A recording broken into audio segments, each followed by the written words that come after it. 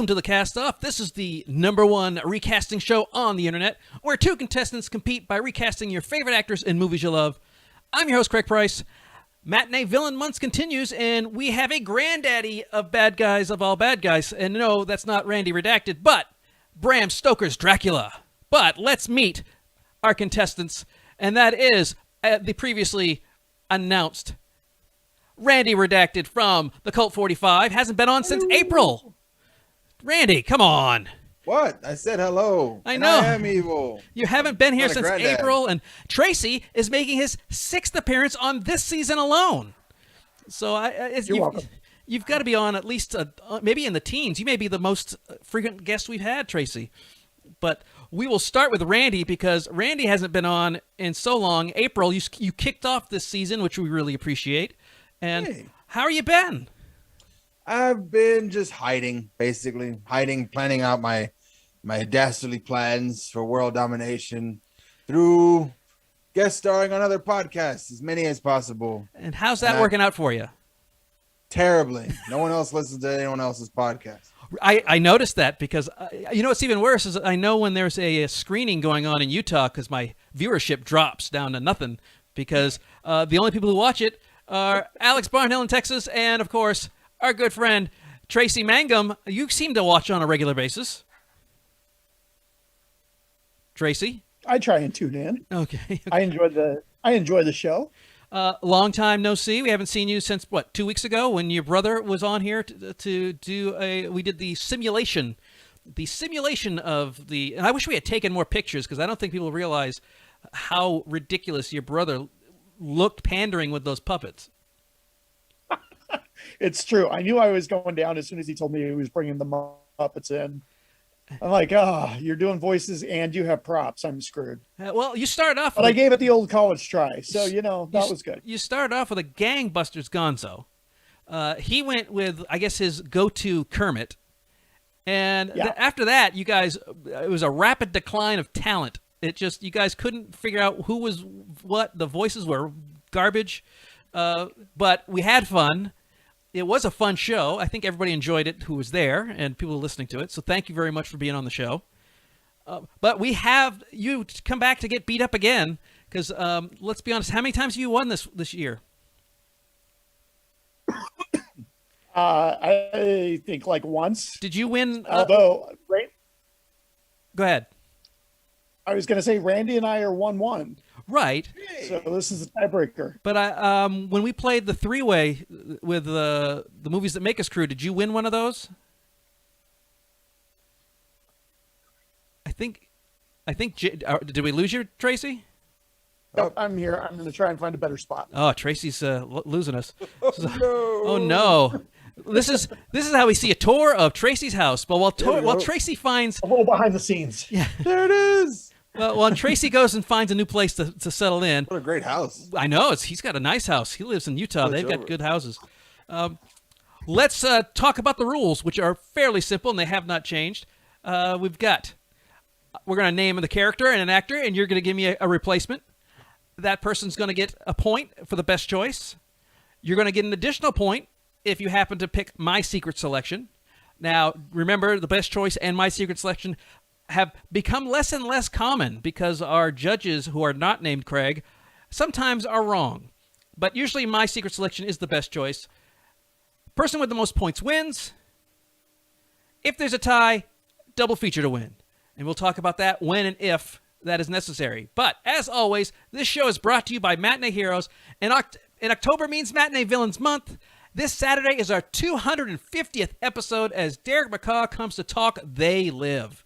Yes, the classic John Carpenter, They Live, anti-capitalist, anti-Ronald Reagan movie, They Live with Rowdy Roddy Piper.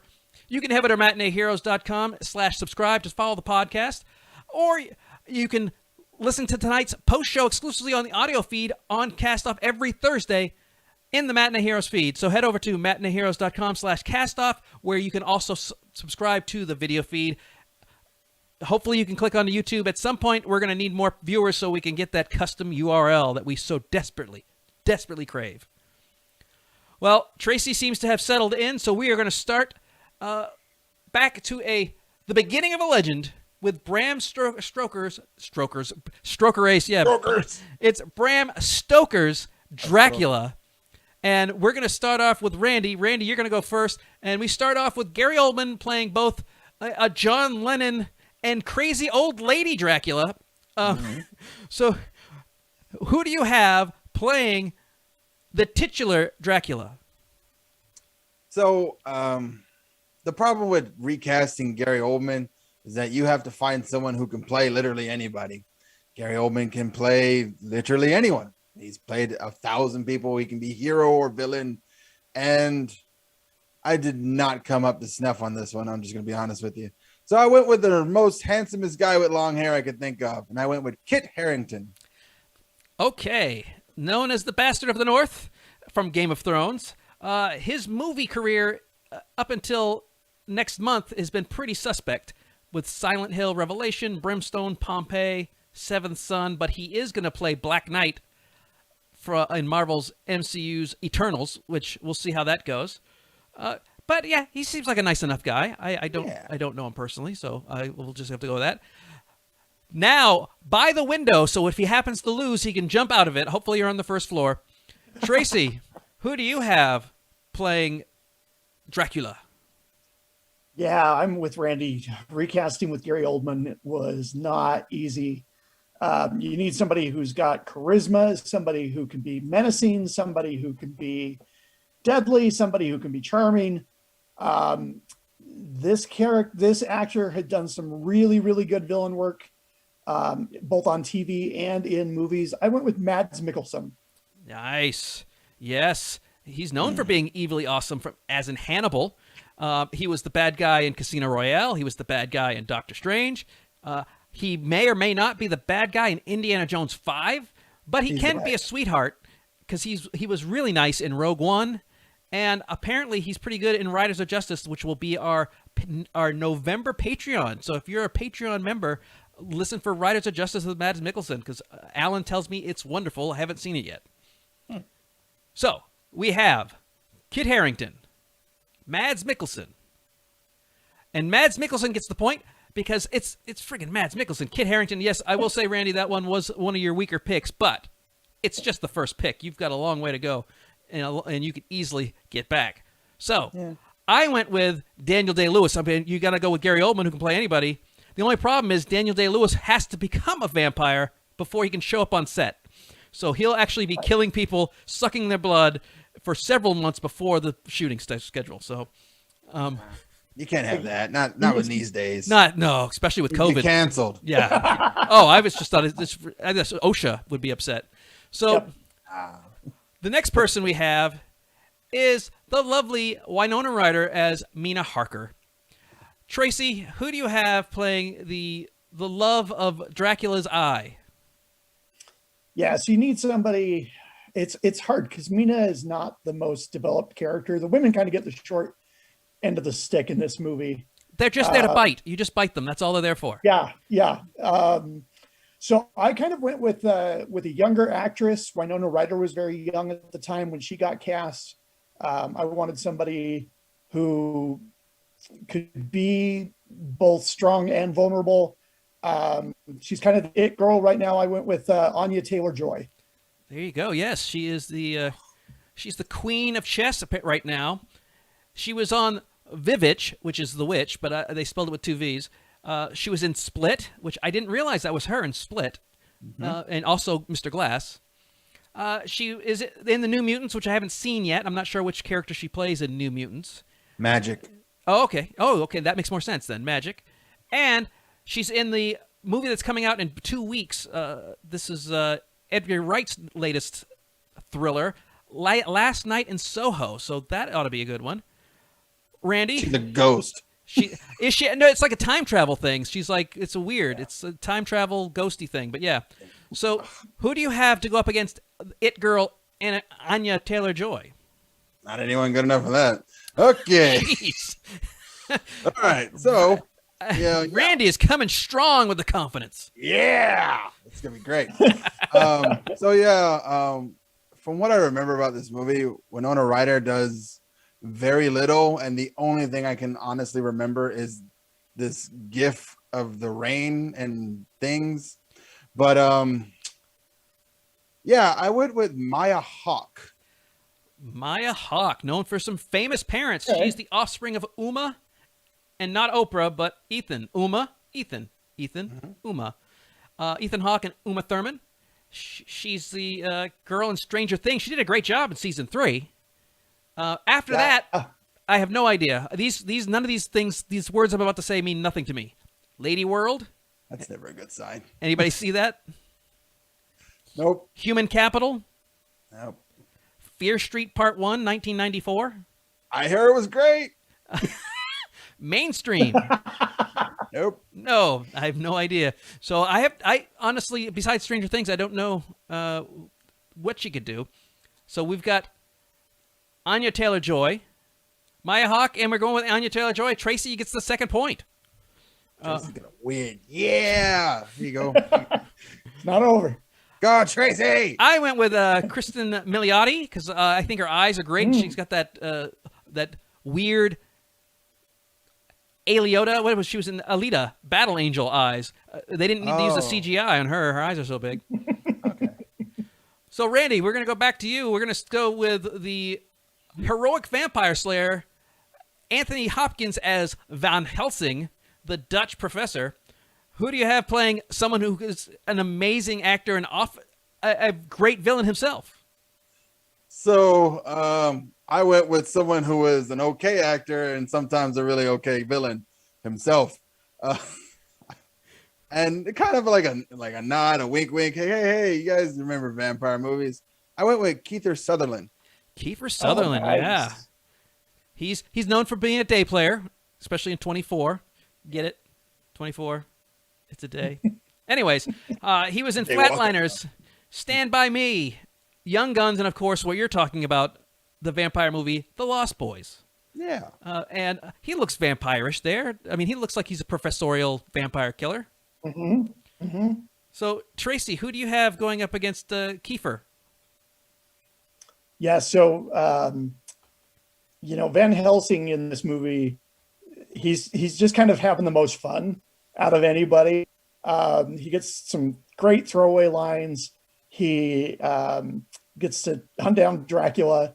I went with somebody that may not chew the scenery quite as much, but I went with John Hurt.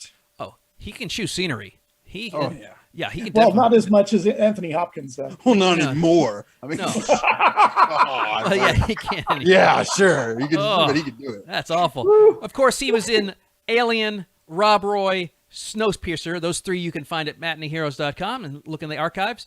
Also, V for Vendetta, and then we all make mistakes.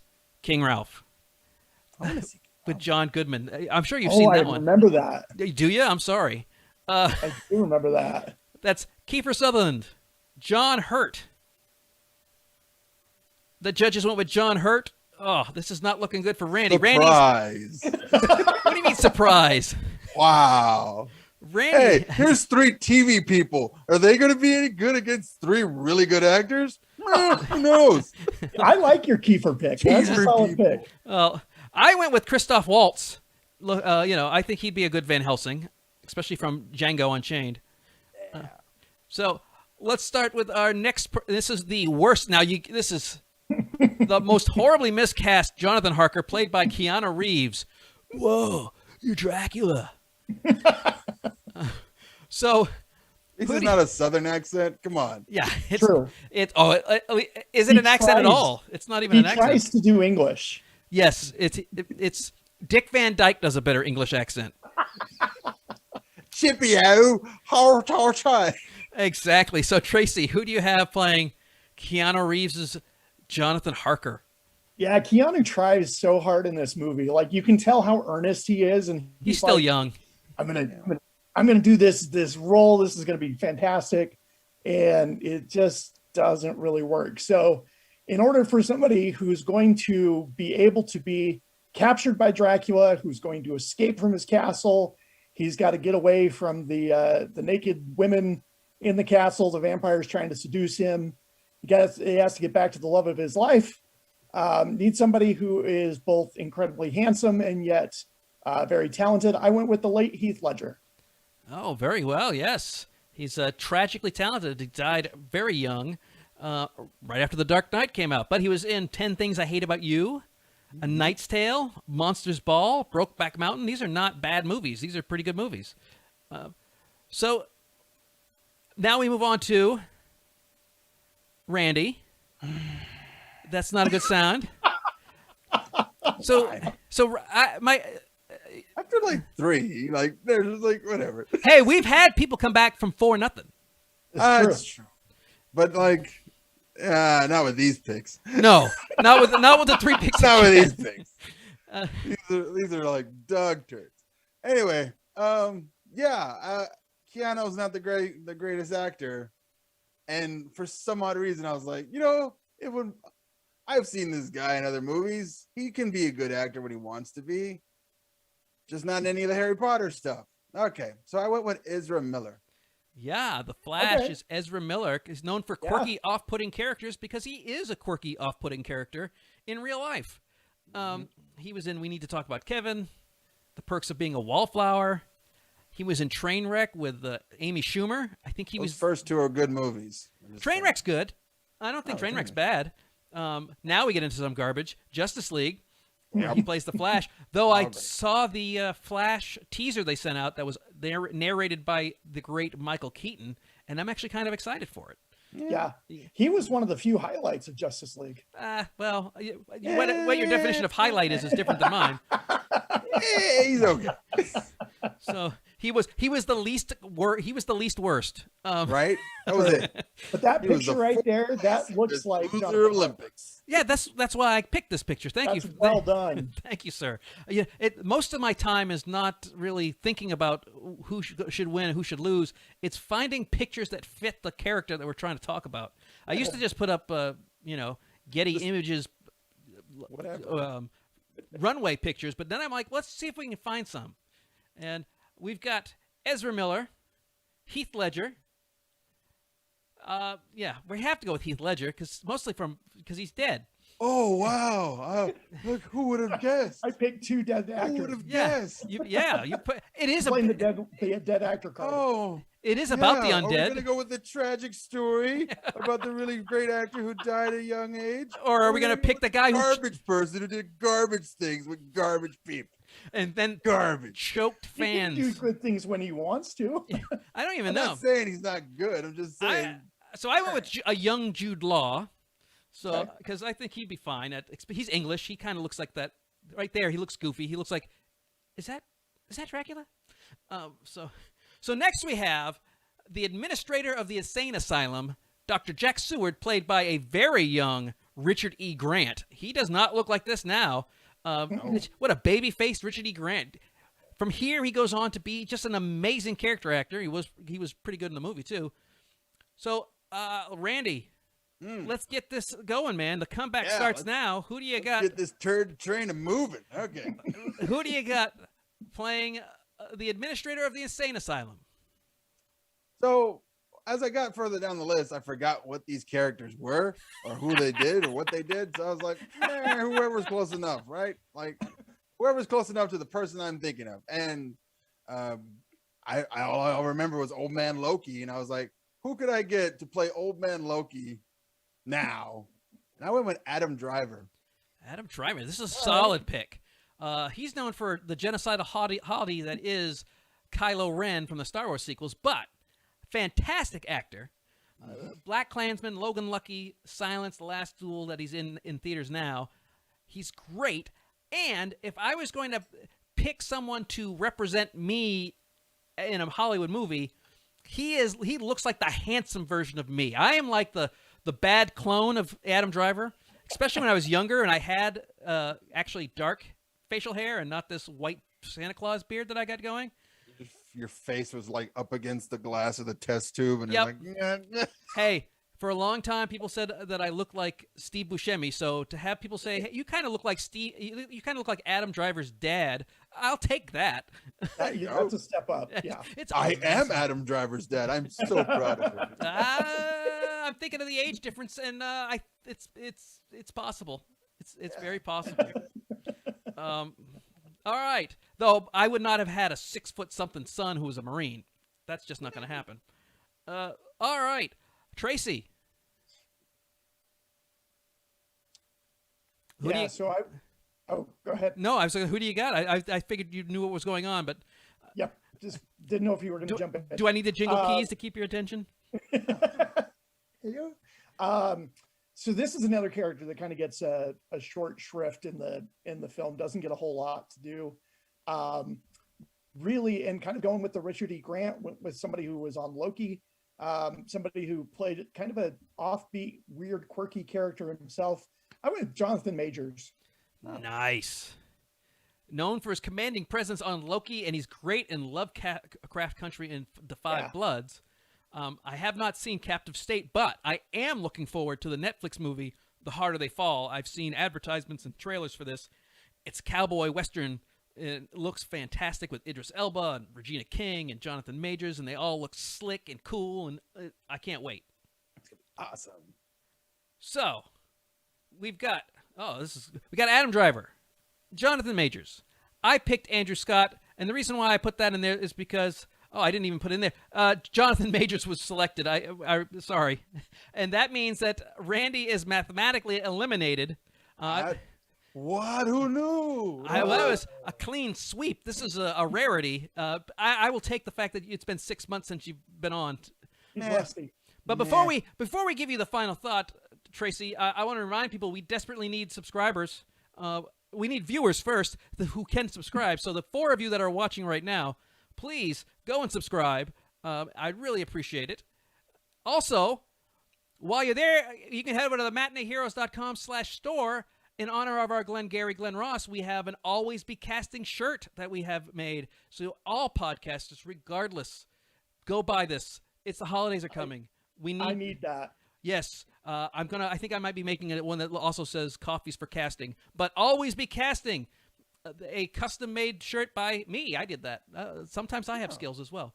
So very well done, sir. Thank you. So you can head over to the matineeheroes.com/store, and it comes in a variety of green colors, or also comes in some slates. It comes in chalkboard colors. And you can get it as little as $19, but on average it's $20. And then, of course, if you're like quadruple, triple X, it's a little more expensive. But on average, $20 for all our T-shirts. We try to keep our T-shirts affordable because we don't make any money off them, really. So we just want you to have them. All right. So that means that, Tracy, you are today's winner, and you get today's final thought. So come on over to not Matinee Heroes. Yes, come over to Matinee Heroes. Come to Matinee Heroes as well. Come over to Movies That Make Us. In October, we are doing our classic Universal Monsters film. So we've done Dracula. We did the Creature from the Black Lagoon. We have the Invisible Man coming up. So we've got some fun stuff. Well, you know what? I just proposed that to Alan for next year, so now I'm not going to do it because it's fraudulent. It sounds like it's a copy of you. It'll have been a year, so and there's tons of Universal monster movies. You can do other ones. There's only 6. There's not tons. There's 6, which means there's going to be overlap. Oh, like more than 4. Yeah, there's tons. There's a lot. But trying to be nice, Craig. I understand. And speaking of nice, we've got 2 really nice people next week to wrap up Matinee Villains Month here on Castoff. And so we have next week live on the Castoff, one of our judges is becoming a player, Elizabeth Rapp. We'll go up against your good friend Tracy, Jake Dietz from Movies That Make Us, as they recast the last Halloween movie of the month, Addams Family Values. So pretty much they're going to have to recast everybody in this picture, possibly even the baby. I haven't checked yet. I think there's 8, so no, you don't need that worry about it. All right.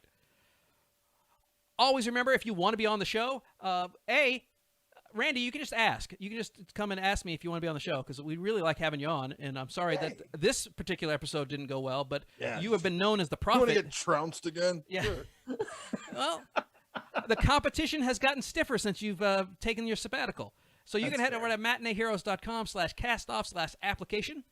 Fill one out, and you too can be on the show. We've had several people come on the show via the application form, and they've done fairly well, and so well they're coming back. You can email me at mhcastoff@gmail.com. You can always find us on Twitter at The Castoff Show. Matinee Heroes Facebook group, matineeheroes.com/castoff, where you'll find links to not only the YouTube channel, but the twitch.tv/Matinee Heroes, where you can subscribe there as well. A special thanks to extra judges. We had extra judges this time. Elizabeth Rapp, Alan Cerny, and Brendan Agnew. We all got together this past weekend and recorded our Thanksgiving episode in advance, Paddington, and while I had them cornered, I made them judge. So if you have any problems, it's 3-1. It's their fault. Well, I want to thank everybody for watching, and of course, on behalf of Randy Redacted and today's winner, Tracy Mangum, my name is Craig Price. We'll see you next week.